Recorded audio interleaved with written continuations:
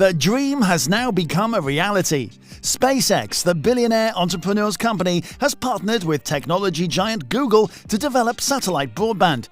Can the deal be any better? Using SpaceX's satellite internet connection has been expanded through a new partnership with Elon Musk running SpaceX. Data, cloud services, and enterprise applications are being made available by the US-based aerospace manufacturer through Google Cloud. This partnership between Google and SpaceX was announced in May, and among other things, they will collaborate to establish the infrastructure needed to provide businesses with high-speed data access, which includes secured cloud computing as part of the partnership within the Google data center properties. SpaceX will construct Starlink Ground Stations with Google's fiber-optic network. More than 1,500 Starlink satellites launched into orbit will be able to deliver low-latency data to rural and remote locations to enable access to Google Cloud Services.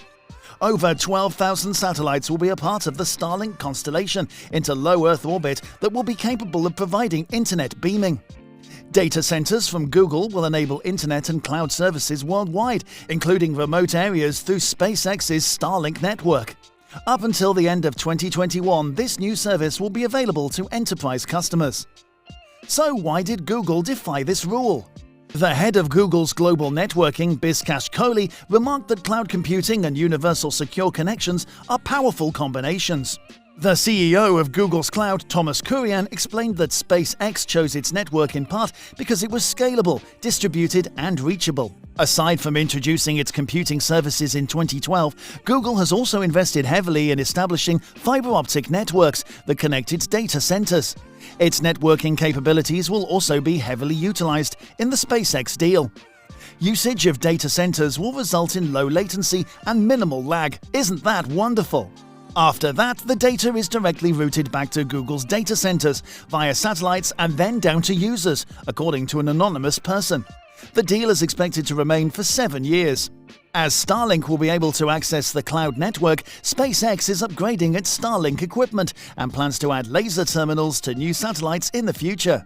They launched 51 Starlink satellites in September of 2021, which marks the first launch of a whole batch of laser-equipped satellites.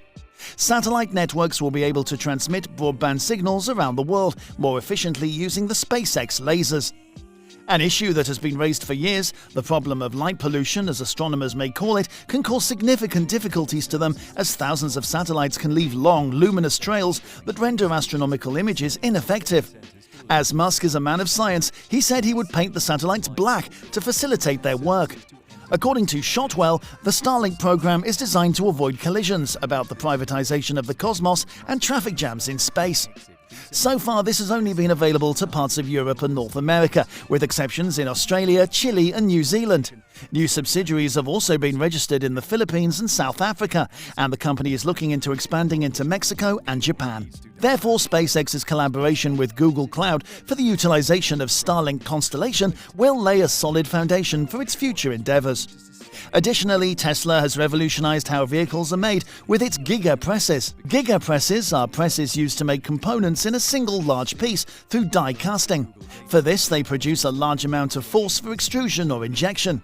These machines, capable of producing more than 5,000 tons, are made by an Italian company named IDRA Group, a subsidiary of LK Tech. IDRA boasts that the gigapress saves 40% on energy consumption and more stable injection conditions for manufacturing thinner walls. Tesla uses a gigapress to replace front and rear sections of the chassis, which replaces multiple stampings that would have then been fastened together. It has helped to save on the Model Y's body shop size by 30%. Oh boy, it now only handles a single die-cast part, which is very efficient manufacturing. Gigapresses also improve the quality of the finished products, since no welding or riveting is involved. It has moved on to structural battery cases, as it has been planning to do for a while. Manufacturing robots will be eliminated as well. You can order either the 5,500-ton or 6,200-ton gigapress from IDRA's catalog, which are the ones Tesla is using already. Musk has remarked, the redesigned Model Y, which will be produced in Texas and Berlin, will be the most superior vehicle in the world. In August, it was reported that Giga Texas took the delivery of parts for a 6,000-ton gigapress, making the third megapress for Model Y production.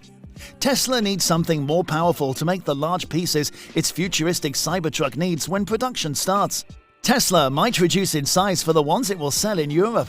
IDRA announced a leading global manufacturer for new energy vehicles had placed an 8,000-ton capacity megapress order. It also says the machine will be used to make pickup trucks, fully electric lightweight goods vehicles, and SUVs. A new 12,000-ton gigapress will make an entire chassis of a vehicle as a single piece, according to Sawyer Merritt on Twitter. This new 12,000-ton gigapress could end up making the cheap $25,000 affordable electric car Musk has been trying to make for years. If this is the case, the new megapress is destined to Giga Shanghai, where the compact car will be made, or it could be related to the Cybertruck or semi-truck. Both of them need a more powerful die-casting machine.